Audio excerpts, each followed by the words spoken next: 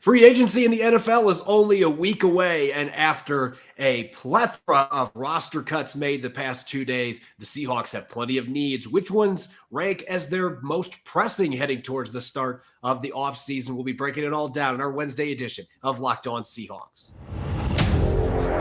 You are Locked On Seahawks, your daily Seattle Seahawks podcast. Part of the Locked On Podcast Network, your team every day.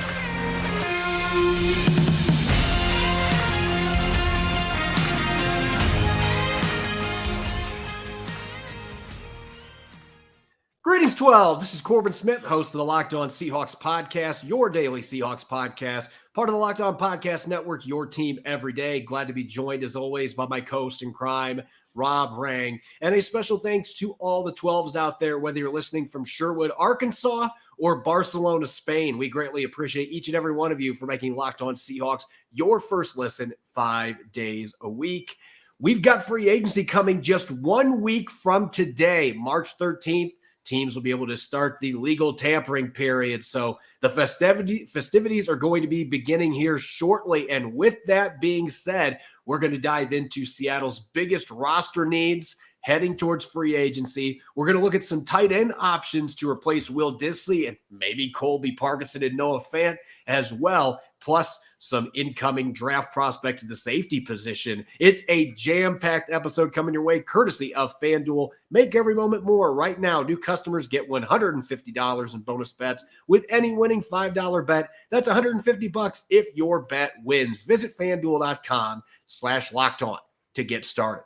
Now for your lead story here on our Wednesday edition of the NFL free agency is just around the corner. We'll be starting with the legal tampering period a week from today. That's the reason we're seeing all these teams, including the Seahawks, cut a bunch of players to open up salary cap space so they have some finances to operate. Keeping that in mind with how busy the last couple of days have been, Brian Monet being the latest player to be released as a cap casualty by the Seahawks, a listed $41 million in cap space now for John Schneider in the front office to work with. We have a better sense now, Rob, what the biggest areas of need are going into free agency for the Seattle Seahawks. Keep that in mind. I'm going to have you dish out your top 5 needs and what I'm sure you believe is the foolproof list. It is the foolproof list. I mean, Corbin, before we started recording today's show, I kind of jokingly sent you a list and said inside linebacker, inside linebacker, inside linebacker were Seattle's 3 biggest areas of concern. And again, while I'm kind of joking, I don't think that this is the Seahawks' 3 biggest areas of concern. There's no doubt about it. I think that when you have all of your starters from last year, Jordan Brooks and Bobby Wagner, as well as Devin Bush, jumped in when Jordan Brooks went down with an injury, all of them are free agents. You have a head coach in Mike McDonald, who, of course, is known for his success on the defensive side of the ball, especially with inside linebackers, and, of course, knows a certain free agent inside linebacker in Patrick Queen, the Baltimore Ravens, who is available. I think we have to start the conversation there, but I would quickly transition again to the line of scrimmage. We have talked about so many times the left guard for the Seahawks, Damian Lewis, is a free agent. So whether Seattle retains Damian Lewis or brings somebody else in, just knowing that Geno Smith, of course, is your presumptive start at the quarterback position, then you are going to have to continue to fortify that offensive line. He's not the most fleet of foot quarterback, but if you can protect him, he is obviously proven that he can be very, very successful. Tight end, when you have 3 different tight ends who are no longer on your team from a year ago, you have Colby, Parkinson, and Noah Fant are currently free agents. The Seahawks just, of course, released Will Dissly. Then certainly tight end is a position of concern. Safety, obviously, with with Jamal Adams and Quandre Diggs, both released. While the Seahawks have some quality young talent, waiting in the wings to perhaps be the starter at those positions, still Safety is a huge concern for me. And I mentioned Geno Smith by name a moment ago because right now he is the only quarterback on your roster at this point, at least that has any type of potential to be a starter moving forward. So I really think that quarterback is a position of concern. So the way I have it, again, inside linebacker, left guard, tight end, safety, and quarterback are the positions I think the Seahawks need to address most fervently. I think that there are other areas of concern for this club, but again, those are the 5 positions that I am kind of turning gray right now when I look at the Seahawks and what they're planning to do in 2024.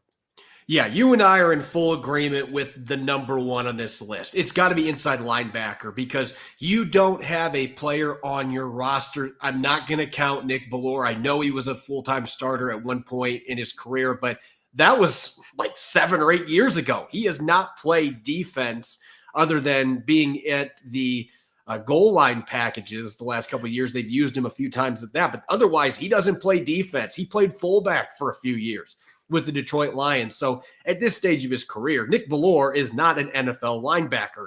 They don't have any other guys on the roster that have started a game, and they have less than 50 defensive snaps in the regular season on their roster at inside linebackers. So when you consider some of the big names they've got that are approaching free agency there, Bobby Wagner, Jordan Brooks, even Devin Bush being a former first-round pick, there literally is nothing in terms of experience. And John Radigan's actually a restricted free agent. So he is technically not a fully on board player right now either. I mean, this team just has nobody at linebacker. Patrick O'Connell, he's a promising young player, but he's not ready to be thrust into the starting lineup. They just don't have anybody there. Where you and I disagree, I've got safety at number 2. I think that this is now a critical need for the team. And I know you've got Julian Love. And if Jarek Reed II was not coming off a torn ACL, I might have bumped this down a spot or 2, but he is coming back from a severe knee injury. And so even with him being a promising young player who got some defensive snaps last year in sub packages, he's going to be coming back from that injury. I don't know that he's going to be in a position where he's going to be ready to compete for playing time on defense. And we talked about all of the big names that are out there in free agency. This feels like a position that the Seahawks are going to be ready to spend some money to be able to replace Jamal Adams and Quandre Diggs. I just think when you lose guys that are all Pro Bowl caliber players, or at least were at one time, and the leadership that Quandre Diggs brought for your football team too. I mean, this is a position now that has a dearth. They don't have any experience away from Julian Love, and he's entering the last year of his contract. So I think the safety position is number 2 on my list. I've got guard up next at number 3. I'm in agreement with you. Damian Lewis, Phil Haynes, both being free agents. Evan Brown played center last year, but he's played guard as well. He started a number of games there. All those guys are heading towards free agency. You've got Anthony Bradford, and that's it. So they have some big question marks there. Maybe that's a position that they buck previous trends when Pete Carroll was involved in the process, and they spent some money on a veteran guard. As for the last 2 positions, you and I are much different. I've got defensive tackle because we don't know if Leonard Williams is re-signing right now. And so that's why I have this position at number 4. And also, you just released Brian Monet, who, yes, he didn't play any snaps last year, but your biggest defensive tackle is 320 pounds right now. It's Cameron Young. And you look at what the Ravens had on their defense the last couple of years. Michael Pierce, who's a couple Big Macs from 360, is a fantastic player, but he is a huge dude. He's got his own orbit. Seattle doesn't have anybody like that on the roster right now. So they don't have a true nose tackle that really fits this scheme, the way that they move their nose tackle around, the way that Baltimore did that. They don't have that athletic, massive space eater in the middle. And there's depth concerns. If you don't have Leonard Williams coming back, yeah, you've got Jaron Reed. Is Draymond Jones really going to be a DT in this system? We have to figure out. So I think there's a lot of question marks there in center. Oluwatimi has some promise, but are they sold on him as a starter? We don't know that yet at this point. The starter from last year is a free agent. This has been a revolving door. So for me, I've got some different positions back there at the bottom of my list that I feel like, based on what we know right now, are going to be positions of need. If Leonard Williams doesn't re-sign, DT might jump up to number 3 or even number 2 for the Seahawks because Jaron Reed's not getting any younger. He's in the last year of his deal. So Yeah, you and I are in agreement on number one, but I think that there's certainly a lot of options that you could have considered here. And maybe that just tells you the state of the Seahawks right now, Rob. It absolutely does. And I would 100% agree with you, Corbin. I mean, if the Seahawks are not able to retain Leonard Williams, then yes, defensive tackle jumps up to number 2 on my list. The reason why I have safety as 4th currently on my list, but even if, again, with the Leonard Williams situation, defensive tackle remains a little bit in flux. And I wouldn't be surprised at all if Seattle decides to try to retain one of the 3 tight ends that were on the roster previously, Colby, Parkinson, Noah Fant, or bringing Will Dissly back. Still, safety to me, I feel a little bit better. You mentioned Jarek Reed Jr. or Jarek Reed II, and obviously he's coming off the injury. Kobe Bryant, I think, is another player that we got to mention here. Is somebody that the Seahawks may view as possibly an heir apparent just because of the ball skills and the instincts that he had demonstrated previously. Again, still is very much a projection.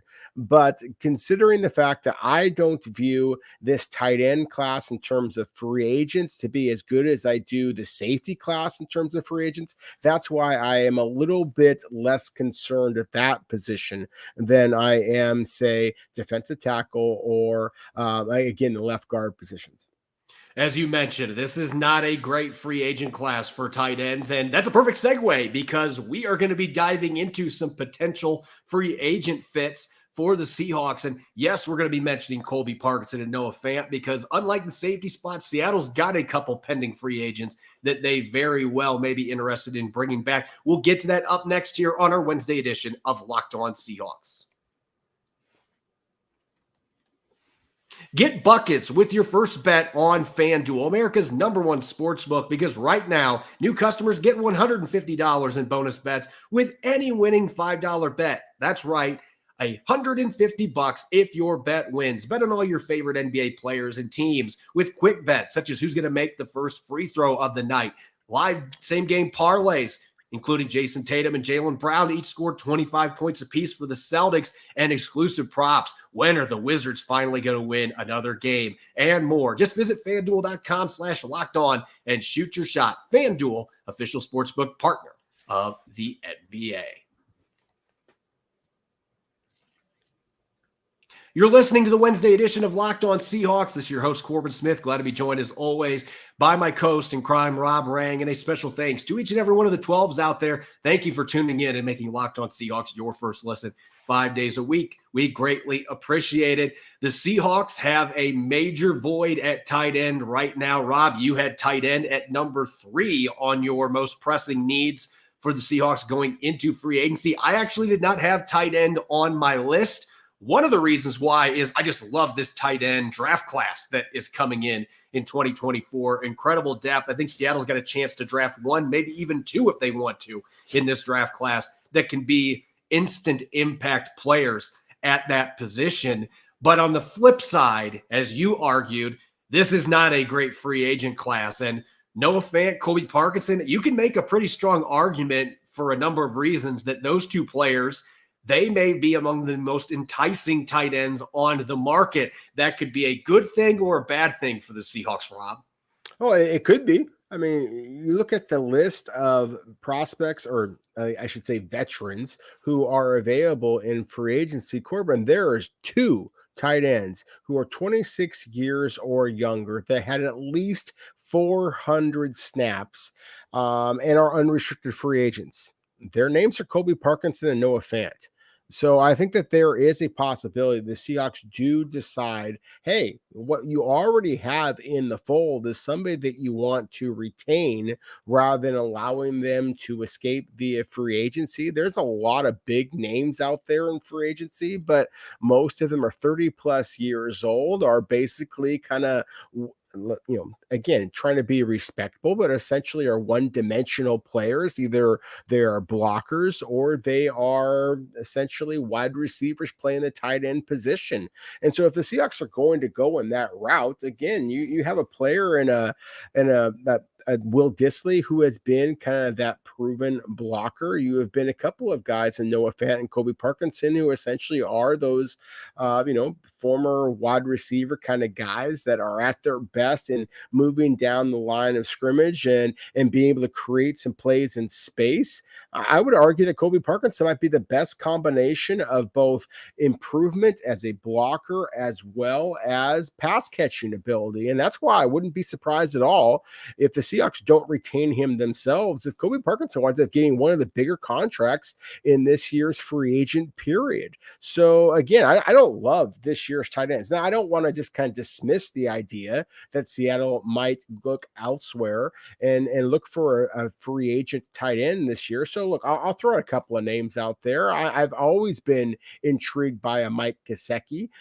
There is a kid that I've always been intrigued by as well from Bowling Green, that Quentin Morris. He's a 6'2", 252 pounder that was originally a wide receiver at Bowling Green.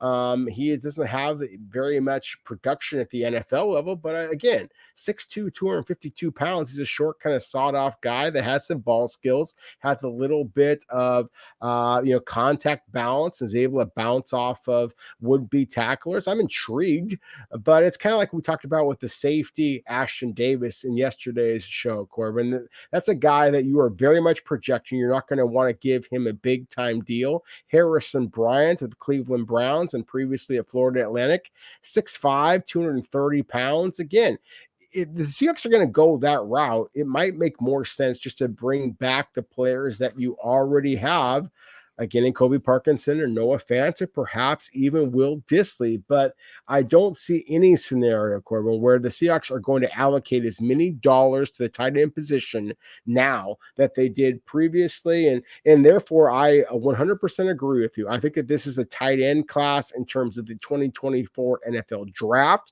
that the Seahawks are definitely going to be paying a great deal of attention to. I'm going into this free agency period feeling pretty confident that Seattle is going to retain at least one of the two free agent tight ends that they have after releasing Will Dissly, just because I don't think you want to just throw rookies out there at the tight end position. And I do think Noah Fant and Colby Parkinson in this Ryan. Jack Westover finished third on Washington's team last year in receptions. He actually had more catches than one of their big three receivers. So tight ends were involved in the passing game with the Huskies. And I anticipate somebody like a Fant or a Parkinson is going to be able to make plays catching passes from Geno Smith in this offense. You're just going to see a lot more 11 personnel, maybe less 12 personnel, a lot of sets with one tight end in the field. So that may impact how much they're willing to give up in terms of investments in that position, because they're not going to use it as much. But guys like Fant and Parkinson would make sense because of their field stretching abilities. I'm curious to see what they do there. This was the highest paid tight end group in the NFL last year. I can guarantee you that is not going to happen in 2024 with this new offense coming in. It's going to have a lot of 3 and 4 wide receiver sets. I'm just not anticipating they're going to invest as much. But looking at a few other free agents, there are going to be names that are dropped around. Hunter Henry, who was with the Patriots, started his career at the Chargers, had 6 touchdowns last year. He's a very solid football player, but he's never ascended to being that top 5. Even you can make an argument overall top 10 tight end, and he's had a few injuries sprinkled in there.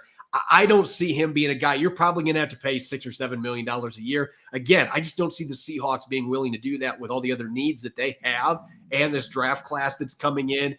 And Jonnu Smith, he actually was a player the Seahawks were really interested in a few years ago when he signed with the New England Patriots as a free agent. He's bounced around a little bit, was with the Falcons last year. He had 582 receiving yards and 50 receptions last year with the Falcons. So he's still been productive, but he was on a big contract and he didn't have good enough numbers to justify keeping him on that contract. He's now 28, not old by any means, but he is now entering the tail end of his prime. I don't know if he is a player that would make much sense. So I think when you're looking at these free agents, what I think is a greater possibility, Rob, if they're going to go outside the organization for free agents, I think it's going to be a guy that is a low-price player that has a history of being a good blocker, somebody that can fill the Will Dissly void. So maybe somebody like Drew Sample, who comes from the University of Washington, played with Will Dissly. So he's a familiar name for fans of the Pacific Northwest. He's not been much of a receiver in the NFL. He did have 22 catches last year, but he was ranked in the top 12 in run blocking grade. And on the other side of the equation, this is going to be a name that very few people in Seattle have heard of, but he is an important player in the San Francisco 49ers run game in terms of blocking. And that's Charlie Warner, who has played in the league 4 years. And I think that he's got maybe 7 or 8 catches his entire career. He had 3 catches last year. This is not a guy that's the next George Kittle, but he ranked second behind Kittle with a 77.3 run blocking grade. He doesn't have much receiving production, so he's not going to be a guy that teams are going to be throwing a bunch of money at. But if you could bring him in near veteran minimum, maybe just a little bit more than that, this is a guy that has proven in his NFL career that he can be a great run blocker at the tight end spot, and he has some mobility to move around. So this could be a guy that would make sense. Those are the kind of players that I expect Seattle's going to have interest in at this position, not the big names that are now getting close to 30 or surpassing 30. Well, 100% agree with you. I love the fact that you just mentioned Warner. Again, I'm always a fan of stealing from your divisional rivals, especially a team that has stumped you the last couple of years. So yes, but again, the greater point is that we just don't see a lot of big names on the free agent market who are likely to be fits for the Seahawks, despite the fact that Seattle has obviously created a whole bunch of salary cap dollars for themselves. Again, I think that we both agree here that Seattle is going to be allocating those dollars to positions other than tight end. Yeah, I think we are in full agreement there. This is just not going to be the same investment that we have seen at this position the last few years. Not to say it's not important, but I just don't think we're going to see as much 2 and 3 tight end. I'd be shocked if we see 3 tight end personnel in Ryan Grubb's offense. He's been adaptable, but that just doesn't seem like that's really his thing. So we shall see, but I just don't think this is going to be a position that's a top priority in free agency. And if they're going to add, I think that the draft's probably where they're going to go. When we come back next, Quandre Diggs and Jamal Adams were cut yesterday, leaving a massive hole at the safety position alongside Julian Love. Which incoming college prospects could be good fits to replace those 2 safeties in the Seahawks secondary? We're going to take a look up next here on our Wednesday edition of Locked On Seahawks. This episode is brought your way by eBay Motors. Passion, drive, and patience. It's what brings home the winning trophy, and it also keeps your ride or die alive. eBay Motors has everything you need to maintain your vehicle and level it up to peak performance, whether it's superchargers, roof racks, exhaust kits, LED headlights, and more. You're into speed, power, style, whatever it is, eBay Motors has got you covered. With over 122 million parts for your number one ride or die, you'll always find exactly what you're looking for. And with eBay's Guaranteed Fit, your part is guaranteed to fit your ride every time or your money back. Because with eBay Motors, you're burning rubber, not cash. With all the parts you need at the prices you want, it's easy to turn your car into the MVP and bring home that win. Keep your ride or die alive at ebaymotors.com. Eligible items only. Exclusions apply. eBay Guaranteed Fit. Only available to U.S. customers. You're listening to the Wednesday edition of Locked On Seahawks. This is your host, Corbin Smith, joined as always by my co-host in crime, Rob Rank. And a special thanks to all the 12s out there. Thank you for making Locked On Seahawks your first listen 5 days a week. And don't forget to check out Locked On's first ever national sports 24/7 streaming channel on YouTube. Locked On Sports Today is here with your 24/7 coverage of the top sports stories of the day with local experts of Locked On and our national shows covering every league. Go to Locked On Sports Today on YouTube and subscribe to the first ever national sports 24/7 streaming channel. It's been a busy past couple days for John Schneider and the Seahawks front office, releasing 4 veteran players to open up nearly $30 million in cap space, the latest being Brian Monet today. Obviously, the biggest news yesterday, 2 former Pro Bowl safeties in Jamal Adams and Quandre Diggs being handed a pink slip to open up cap space. And that leaves the safety position with a void in experience away from Julian Love. And as we talked about yesterday, this is a fantastic free agent class. It's the opposite of the tight end position. There are a ton of really good young players that'll be available on the market for the Seahawks to consider, including Geno Stone, previously who played for Mike McDonald with the Ravens. This draft class at the safety position, not as deep as some of the other spots we've talked about. This is kind of one of those mid-ground positions, Rob, where there's some talent, there's a little bit of depth, but it's not going to be mistaken as one of the strengths for this draft class either. There are some guys that could make sense as potential successors for Quandre Diggs and Jamal Adams, however. Yeah, just when we finished yesterday's show, Corbin, you mentioned the name Cooper DeJean from Iowa, and that immediately, I had not even really, frankly, considered him for the Seahawks because I do view him as one of those guys that can play just about every position. But considering the resources that Seattle has spent, the cornerback position where Cooper DeJean has played the majority of his time at Iowa, and what Seattle previously had at safety, I certainly wasn't expecting Cooper DeJean to be somebody that the Seahawks would consider. He did not work out at the combine. So, he is not somebody who necessarily boosted his stock in the week in Indianapolis. And that's where I'm going to kind of focus in on is some players who definitely help their cause by wowing in interviews or wowing in the athletic events tested in Indianapolis. But again, he is the only safety, Cooper DeJean from Iowa, the only guy that I view as worthy of a first-round consideration. I'd be stunned if Seattle made him the 16th overall selection, but it could happen because, frankly, he's just that damn good of a football player. But again, where I really think that if the Seahawks are going to try to get young, get rich, get early here at the safety positions in this draft class, I really think it's going to happen on day 2, perhaps early day 3. My overall best ranked safety in this draft class is Tyler Nubin from Minnesota. This is a guy 6'1", 199 pounds, 13 career interceptions. Those of you wondering whether, does Minnesota have guys that translate to the NFL? I mean, Antoine Winfield Jr. was a safety at Minnesota previously, has since become a Pro Bowler for the Tampa Bay Buccaneers. And I see a lot of the same type of awareness and ball skills in Tyler Nubin that I did with Antoine Winfield Jr. So again, I think that he's a rock solid second day selection. If he happens to fall into day 3, that he would make a great deal of sense.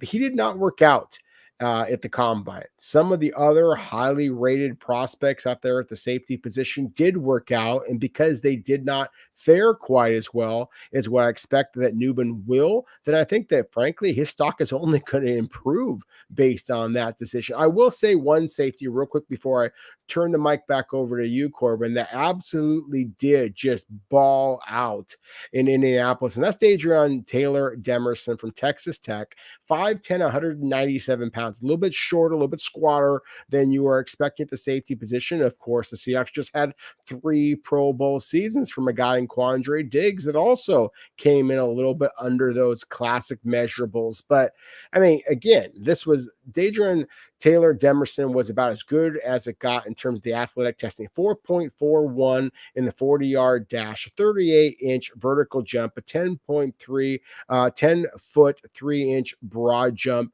And this is a guy who has just the ultimate ball skills. 33 passes broken up over his career at Texas Tech, a third of them 10 interceptions that he recorded as well. I just think that if the Seahawks are going to be looking at a guy in the late second day, third round, fourth round area, then Adrian Taylor Demerson is a guy that checks an awful lot of boxes, in terms of his ball skills, in terms of his awareness, and in terms of who he is both on and off the field. He is one of the very few safeties in this class, Corbin, that I was told absolutely aced all of his interviews. And again, that is something the Seahawks have prioritized as well. And I think where he's coming from probably has hurt his stock a little bit going into this process because Texas Tech is not known for playing defense in the Big 12. They give up a lot of points. That has been going on for a long time in Lubbock. They've had the explosive offenses to be able to win games, but they're not known for their defensive savvy. They have had a few high draft picks on defense, and he had the fastest 40-yard dash time. He tested really well away from that 40-yard dash. 7 interceptions the last 2 seasons for the Red Raiders. So as you mentioned, he's got ball skills for days. I think he'd be a natural fit to replace Quandre Diggs. I actually could see him going into day 2 now when he was really a day 3 prospect. But you go back and you watch the film and you can see, yeah, he might have played in a bad defense, but it wasn't his fault. The guy makes tackles, over 70 tackles the last 2 years. There's a lot to like about him as far as guys that I'm excited about coming out of the combine. You mentioned Cooper DeJean did not work out, but I don't need to see this guy work out. I've watched Iowa's film. I love prospects from that school coming into the league. I feel like Kirk Ferentz program does a fantastic job of getting players ready to play at the next level. And Dijon, you want to talk ball skills, 3 interceptions returned for touchdowns during the 2022 season. There are a lot of guys that don't get 3 interceptions in a year, let alone returning 3 of them for touchdowns. He is a ball hawk. When he gets the ball in his hands, he turns into a running back. He's really hard to get to the turf. He can play both the safety spots. He can tackle. So he is clearly the only safety prospect, in my opinion, that would be first round worthy. And if Seattle traded down and he was still there, and then you could make a really strong argument for picking him. Can you imagine him and Devin Witherspoon, Reek Woolen in the same secondary with the versatility you'd have with Witherspoon and Dijon? I think it'd be a lot of fun. As far as day 2 guys, a few names that jumped out to me from the combine. Cameron Kinchins did not have a good workout. So it might be interesting that I'm throwing his name out there. I'm basing this on the film. He ran in the 4.6s, which was a little slower than I thought. Not a guy that's a burner necessarily, but his instincts make up for that. This is a guy that snuffs out plays. He has a really high football IQ. He's tough as nails. He can play in the box. He's played some of the deep safety, and he handles it well because of his instincts.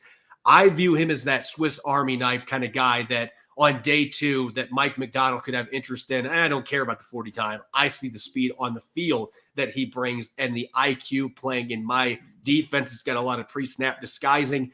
He is a player that I certainly could see making sense. And one other name that I want to talk about here, Kalen Bullock from USC. This is the ultimate feast or famine player on this list. And the reason I say that, USC, if you watched Pac-12 football this year, and I know a lot of Seahawks fans watched Washington, you saw how bad USC's defense was. Kalen Bullock played a part in that. You watch the run defense and poor pursuit angles, missed tackles, not being in the right run fit.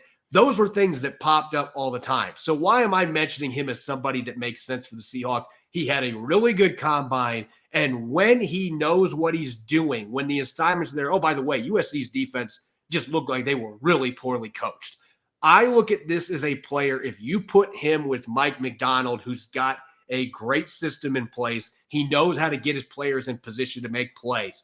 Kalen Bullock could be one of those guys that is a far superior pro to his college production and skills because he is actually in a set know what they're doing, and it is a well-coached scheme. And USC's defense last year was an unmitigated disaster. They fired their coordinator midway through the season, and they just kept giving up 40-plus points every game. That's why they didn't come close to sniffing the college football playoff with the presumed number 1 pick in Caleb Williams under center. This defense was god-awful, but Kalen Bullock is a high IQ football player that I feel like if he has the right coaching could absolutely take off as a 3rd-round selection.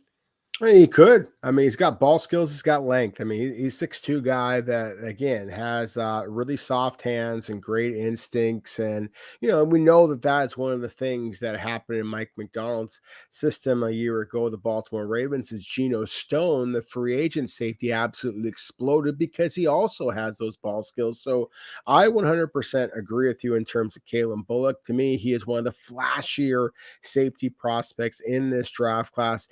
That said, I really think that considering that this is Mike McDonald that we're talking about now, not Pete Carroll, who has always kind of prioritized those flashy athletes, Mike McDonald, at least from what I have been able to see here and what he's done with the Baltimore Ravens, previously at the Michigan Wolverines, isn't looking so much for the flash. He's looking for a little bit more consistency. And in my opinion, the most consistent safety, other than Tyler Nubin, would be Cole Bishop from Utah. This is a 6'2", 206-pounder, so he's got a little bit more prototypical size. And what I love about Cole Bishop and the Utah Utes, as you mentioned, Kirk Ferentz and Cooper DeJean.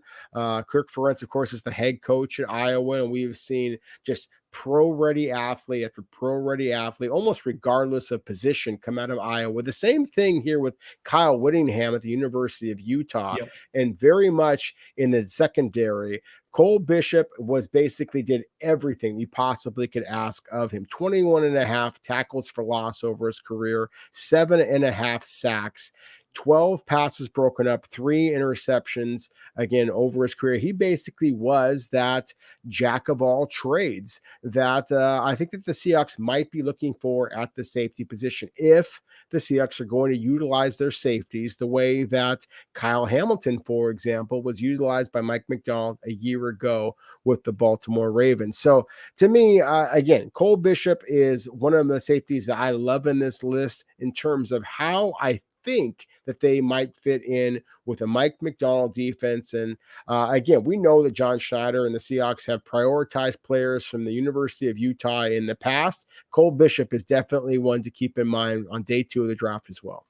It'll be interesting to see what trends continue when it's just John Schneider at the controls. I think the Utah situation isn't going to change. I think John Schneider was behind that. He loves Utah prospects, and for good reason. As you said, Kyle Whittingham does a great job developing these guys, but safety is going to be a litmus test to see what Mike Macdonald is looking for here as the head coach of the Seahawks. Are they going to be bringing in those flashy guys like Pete Carroll did, or as you said, is it going to be more about the substance and getting guys that are consistent all-around football players?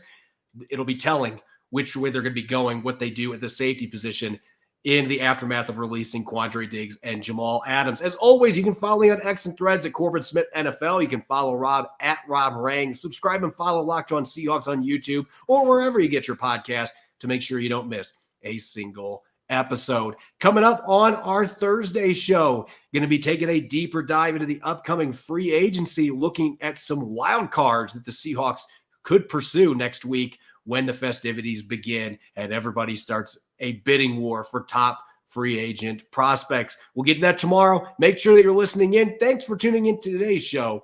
Go Hawks.